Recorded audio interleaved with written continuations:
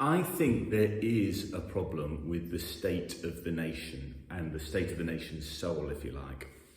I don't think it's the problem that was forecast when the church has been gradually retreating from the mainstream society. I think it's a different thing.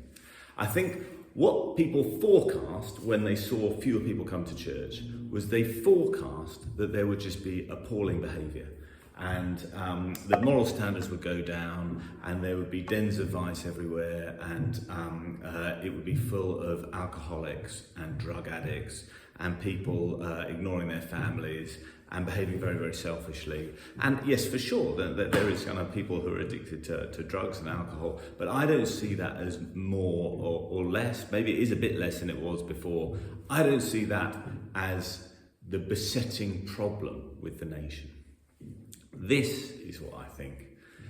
The nation is not at ease with itself because people are forever chasing after something, and they don't quite know what it is they're chasing after, but they're very afraid of missing out on it. And because they're very afraid of missing out on it, they keep chasing after it in more and more of a sort of whirlwind of frenzy. But because they don't know what it is they're looking for, they never quite find it.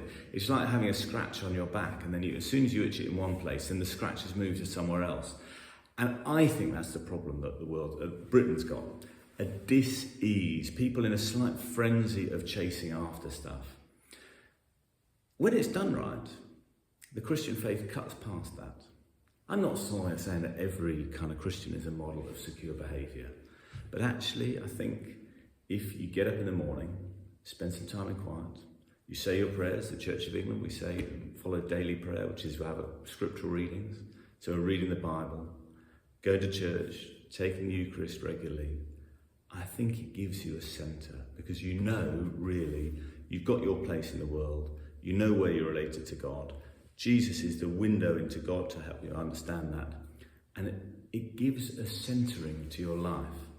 Jesus said at one point, they're like sheep without a shepherd. And he's talking about the people of Galilee when the disciple comes in and he looks out and he thinks he sees sheep without a shepherd. And then it's quite an important moment. It comes just after the return of the disciples who've been sent out to proclaim the gospel. And these are the ones he's sent out, without a tunic and without two coats and all that kind of stuff, just kind of preach the kingdom. And they come back and they tell him what's what. And then he says, go off into a deserted place. He doesn't say, oh, great, you've done really well, go off and do it straight away. Again, he says, go to a deserted place. It's like kind of divine command to recharge your batteries and recenter. Jesus was a man of action, don't get me wrong, he's a man of action, but he was a man of silence and peace, and that's what he tried to inculcate in his own disciples, this balance between serious activity but rest and prayer. Getting that balance right is intrinsic to Jesus. But it's not intrinsic to our society. I think our society leads to a sort of slightly chaotic frenzy. And I wonder if that's one of the great losses of the sort of retreat of the church from public life, that people haven't quite got that centeredness that following the Christian faith gives them.